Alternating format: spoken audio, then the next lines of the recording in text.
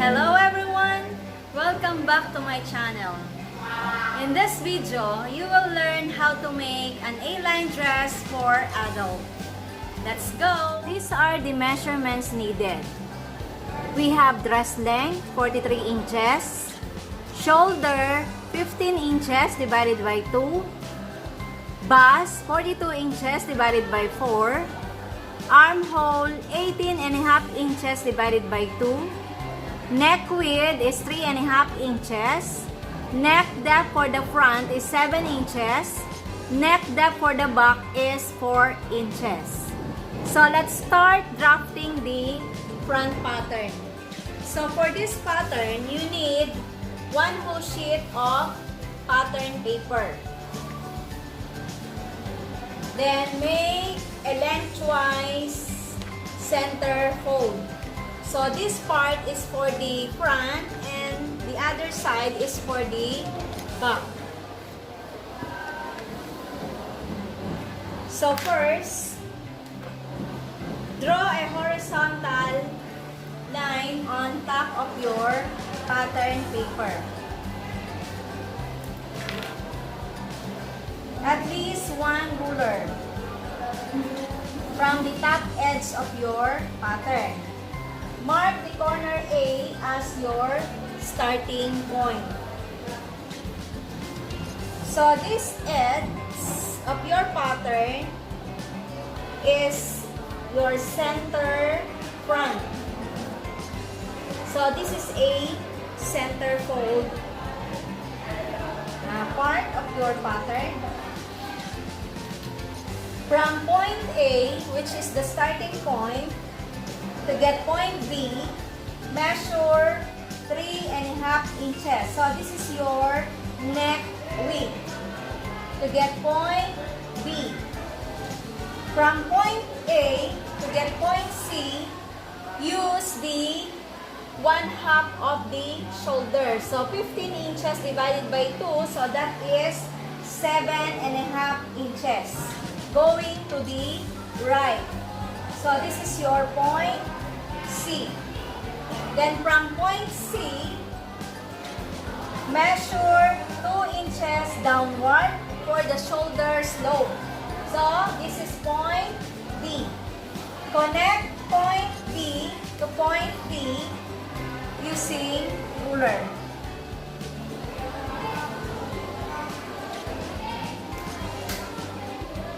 From point A to get point E,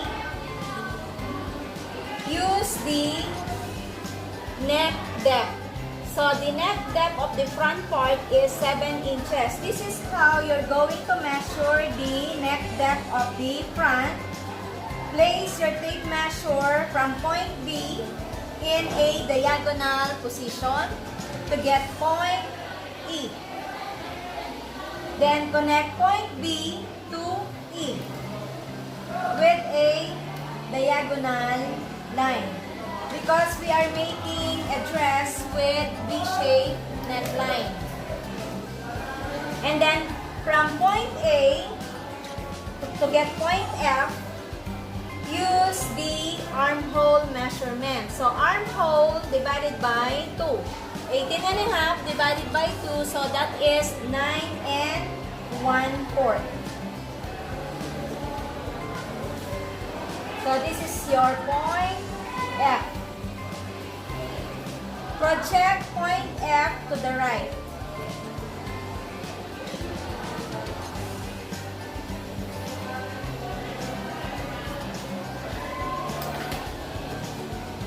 Then from point A, use the dress length. So dress length is 43 inches plus 1/2 inch.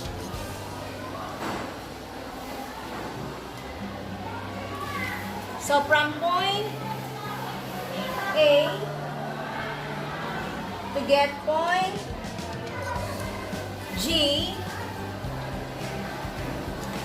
use the dress length 43 plus 1/2. So this is your point G. Project point G to the right.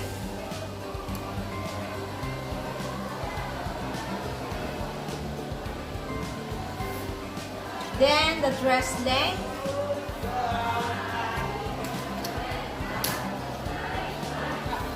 Then, from point F to the right, use the bust measurement. So, bust divided by 4. So, 42 inches divided by 4. So, that is 10.5 inches.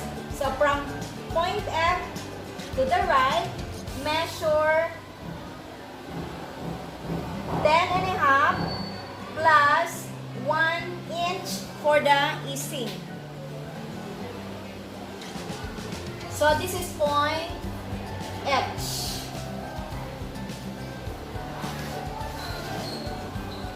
And then, project point D downward with a slight diagonal line to shape the armhole. So, the armhole is 18.5 divided by 2. So, we need to get the exact armhole measurement from point D to point H.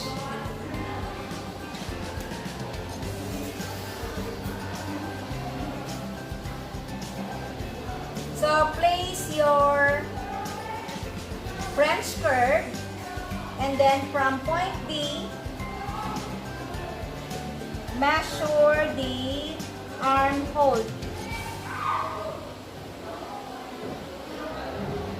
So, 18.5 divided by 2, so that is 9.1/4. So, this is 9.1/4. So, now, we can shape the armhole since we get the half of the armhole measurement, which is 9.1/4. To get point I from point H, so we use the hip measurement. So hips is 48 inches divided by 4, so that is 12 inches. So from point G to point I, measure the hip measurement, which is 12 inches plus 2.5 inches for the flare. So that is point I. And then connect H to I with a diagonal line. So our front pattern for A-line dress is done. For this type of A-line dress, it has V-shaped neckline and it has a set-in sleeve. And then you can place a zipper, an invisible zipper for the opening.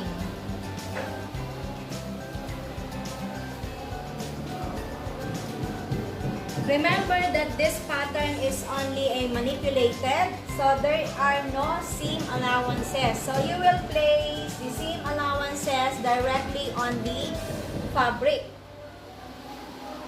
For the back pattern, I will use another color of marking pen.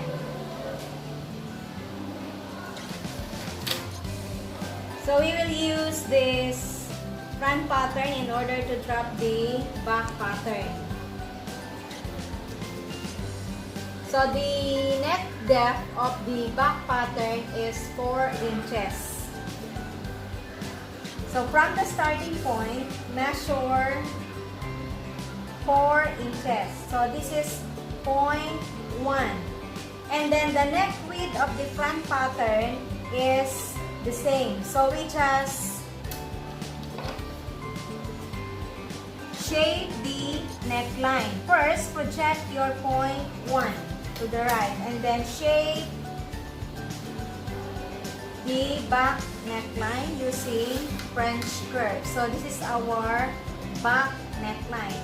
And then to get the armhole of the back, we just move 1/2 inch to the right.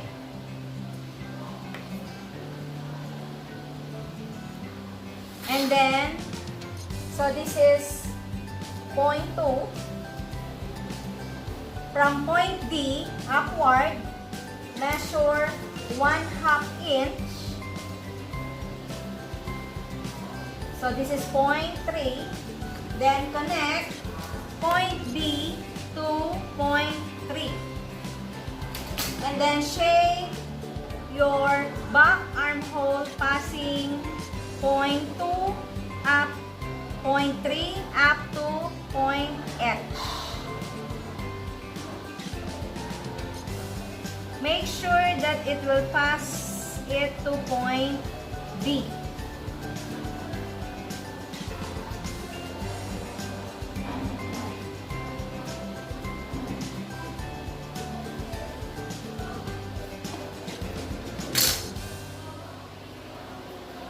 So this is how the back pattern is drafted. So we are finished drafting the back pattern. So the hemline and the bust measurement are the same.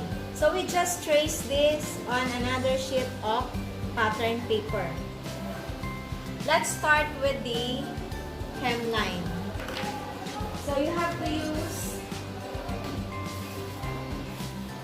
carbon paper to transfer all the markings on another sheet of pattern paper.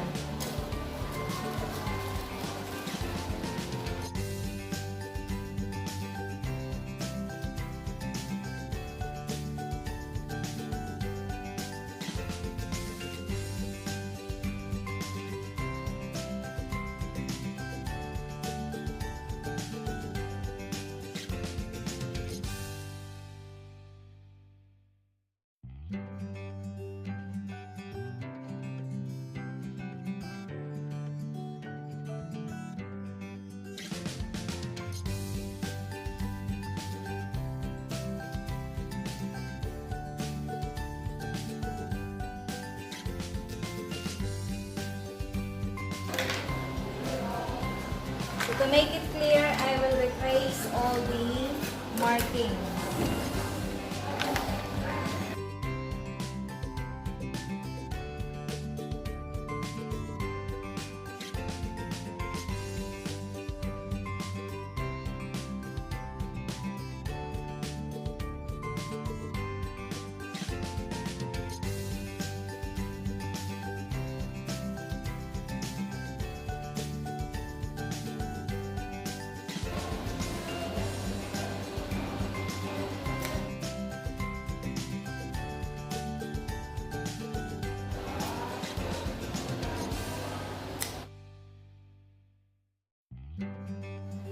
For the sleeve pattern, these are the needed measurements. So we have the sleeve length, 17 inches, cup height, 5 inches, armhole, 18.5 inches divided by 2, arm girth, 14 inches divided by 2.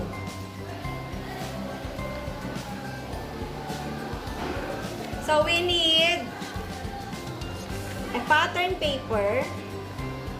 Then make a center fold.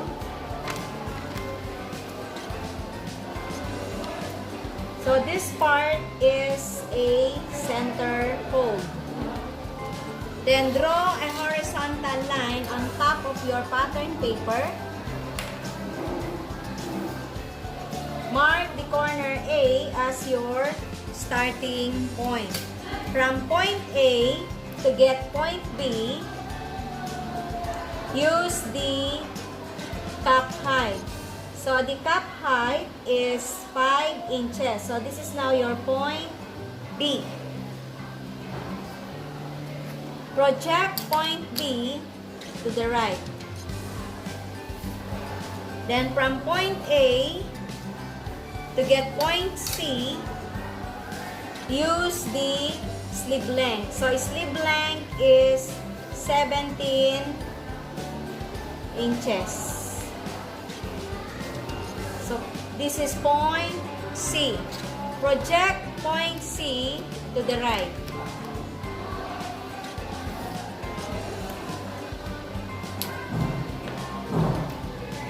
A to F, measure 1 inch to the right. Then A to E, divide it into 4 equal parts. Mark it point G, point H, and point I. From point G upward, measure 5/8 inch. And then H to K, measure 3/8 inch. And then I to L, downward, measure 1/4 inch. And then to get point M, get the center of point H and I. Then shape the armhole or the cup portion of the sleeve passing line A, point F, J, K, M, L, and E. So this is how you're going to place your French curve. And then reverse it. Connect M to E. And then from point E to get point B, use the sleeve girth. So 1/2 of the sleeve girth, and then connect E to D with a diagonal line. So this is our sleeve pattern.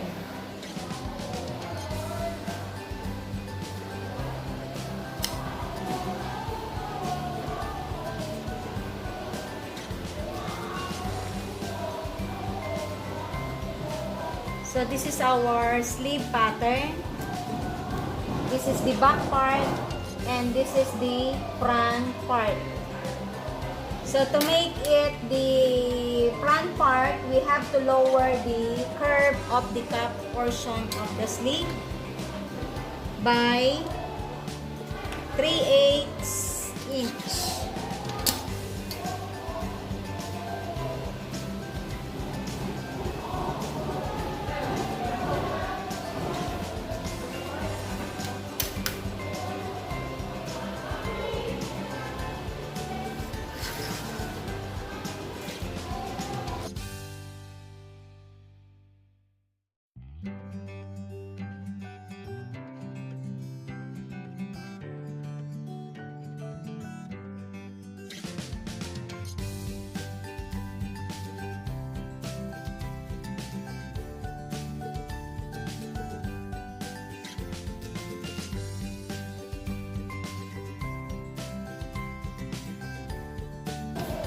So this is the front and this one is the back part.